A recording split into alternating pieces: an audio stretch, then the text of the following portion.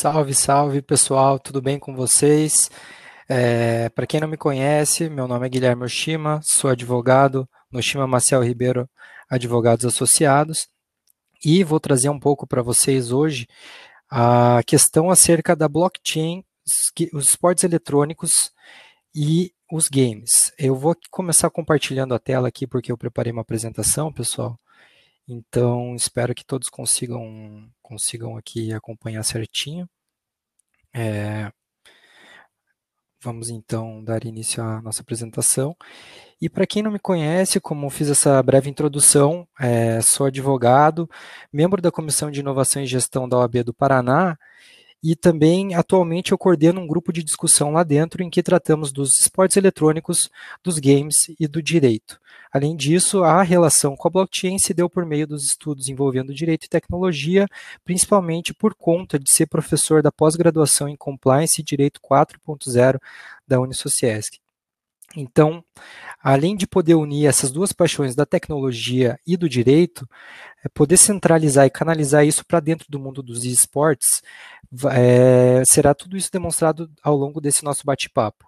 E por que a gente tem que focar nessa parte dos esportes eletrônicos, mais conhecidos como esportes? Porque essa indústria não se refere somente ao lazer em si, não é somente eu adquirir o produto e jogar para lazer, não. Pelo contrário, é uma indústria que desenvolve e alimenta uma cadeia de produções de periféricos, como teclados, computadores, acessórios in-games, como foi trazido pelo Pablo e pelo Caio na apresentação anterior, ou seja, temos muitos acessórios como skins, game passes, que são comercializados online, além de que temos a questão envolvendo streamers e também mercados paralelos, como podemos verificar com as apostas em si, que circundam esse meio dos esportes eletrônicos.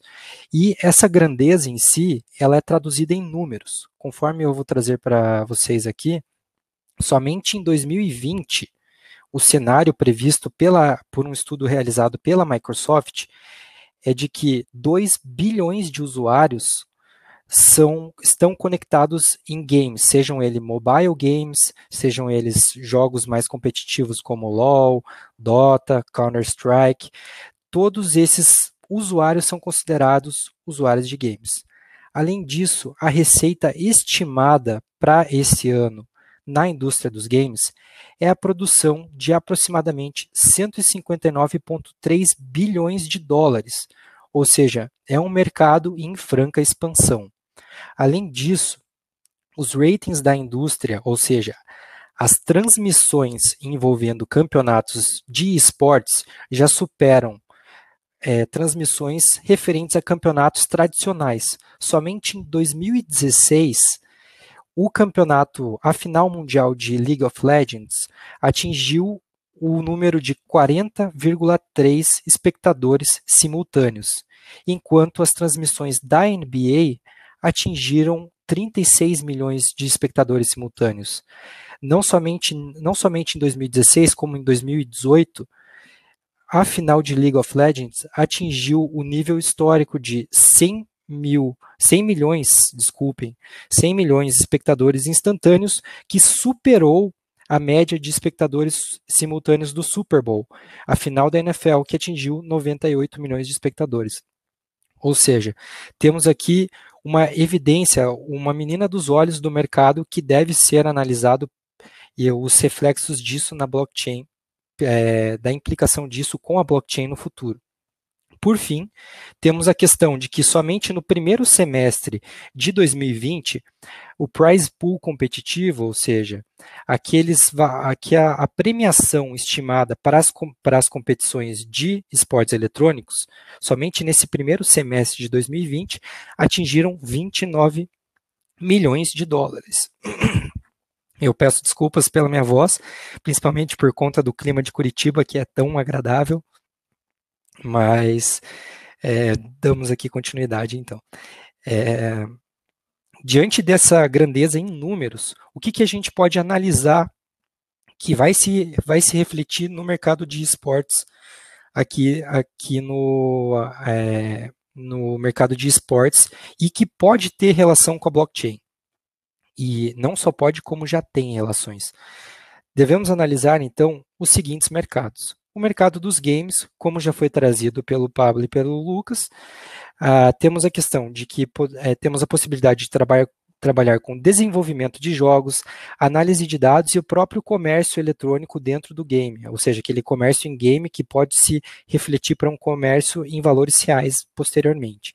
Temos a questão do próprio eSport, ou seja, eu posso ser um pro player, eu posso estar dentro dessas organizações trabalhando diretamente com o cenário competitivo, como também tenho a questão do entretenimento, ou seja, onde que eu posso acompanhar esse cenário? É por meio de criadores de conteúdo ali no YouTube, eu posso acompanhar eu posso acompanhar as transmissões de gameplays, ou por meio da Twitch, em que eu posso acompanhar os streamers e os casters narrando o jogo do meu time favorito e tudo mais, e também a parte de gambling, ou seja, as apostas dentro do jogo e as apostas virtuais, aquelas apostas referentes aos campeonatos em si, as sporting bets, no caso. Então, o cenário do esporte eletrônico, quando a gente comenta sobre o envolvimento da modalidade no mercado, envolve não somente a questão dos players, mas envolve todo esse cenário que mobiliza as publishers, as desenvolvedoras dos jogos, os criadores de conteúdo, as plataformas YouTube, Twitch, Facebook Gaming, e também a questão das apostas que são especuladas ao longo das competições. E vamos aqui nos desdobrar uma por uma, então, considerando que já foi apresentado pelo Pablo a questão dos games na blockchain, a gente vai fazer somente um breve apanhado ali para vocês que não acompanharam, entraram agora, sobre como que funciona esse tipo de interação entre a blockchain e os games.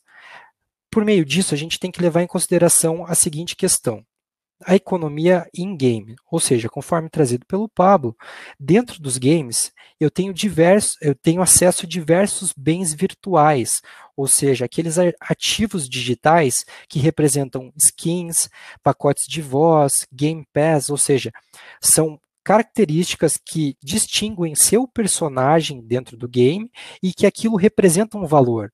Porém, aquele valor está atrelado dentro da própria plataforma e eu não posso utilizar isso como um valor real. Ou seja, a partir do momento em que, a exemplo no Counter-Strike, eu compro uma skin para uma arma que eu possuo, eu posso negociar ali dentro daquele cenário ou utilizar plataformas secundárias para obter um valor correto, porém eu estou sujeito a scams, a golpes e a fraudes em que eu posso não receber esse valor de volta.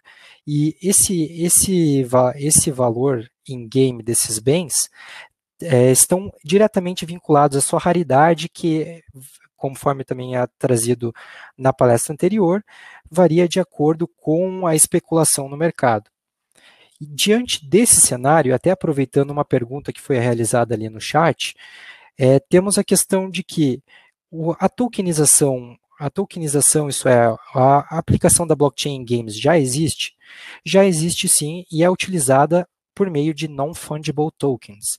O que são essas non-fungible tokens? Elas vão se associar a esses assets virtuais, a esses bens virtuais, e serão de características únicas. Sendo assim, de características únicas, elas possuirão suas características intrínsecas para valerem e corresponderem como somente um único bem.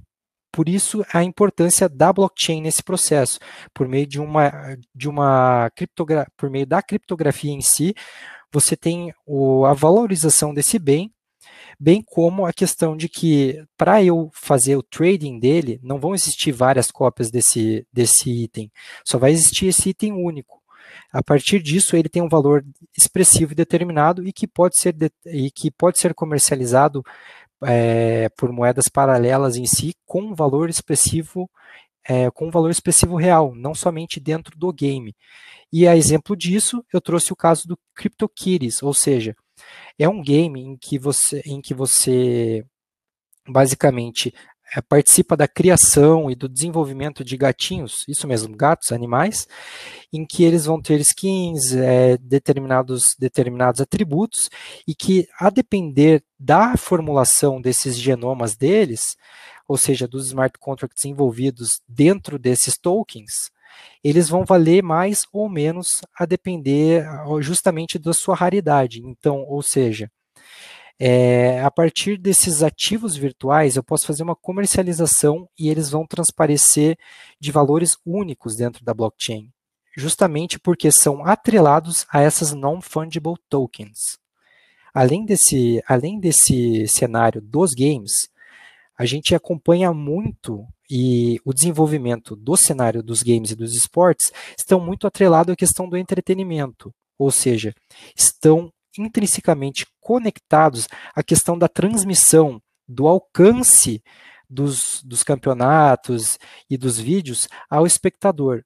E essa questão do alcance das transmissões também é objeto de aplicação da blockchain. Temos aqui a questão das transmissões de campeonatos e de conteúdos comumente acompanhados pela Twitch, pelo YouTube, pelo Facebook Gaming.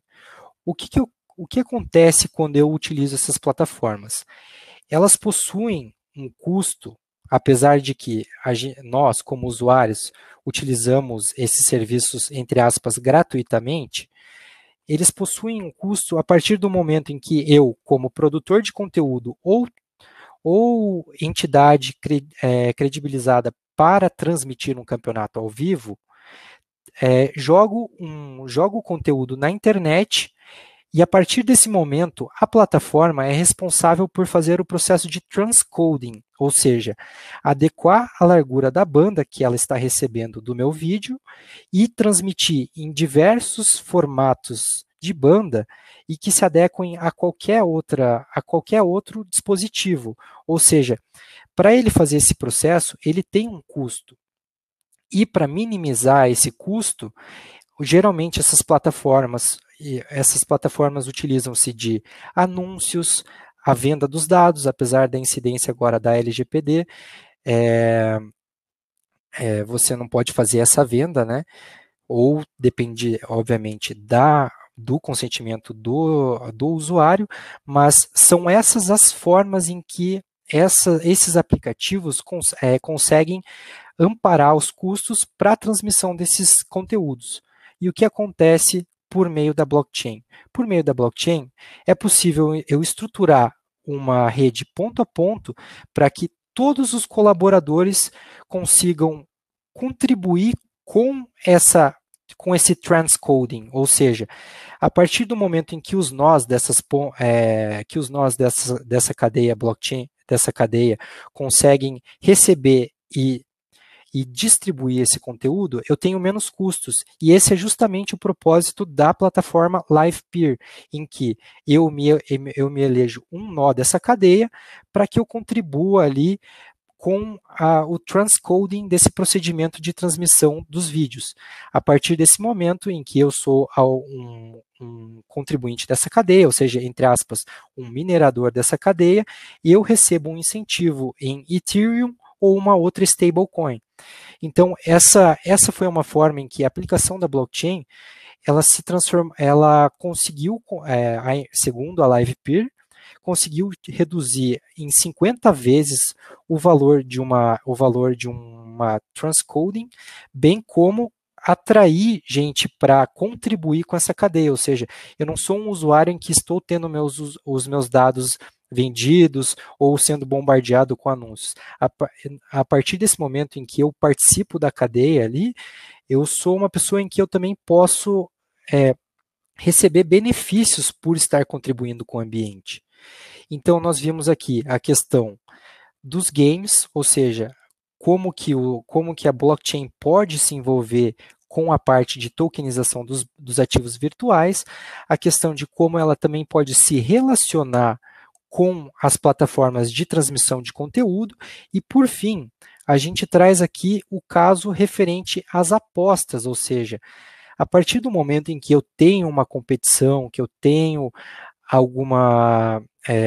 o cenário competitivo em evidência, principalmente nos esportes eletrônicos, eu envolvo mercados paralelos, a exemplo dos mercados das apostas. Antes de entrar exatamente na questão referente às apostas em esportes, é necessário a gente entender um pouco como a aplicação da blockchain é realizada em apostas.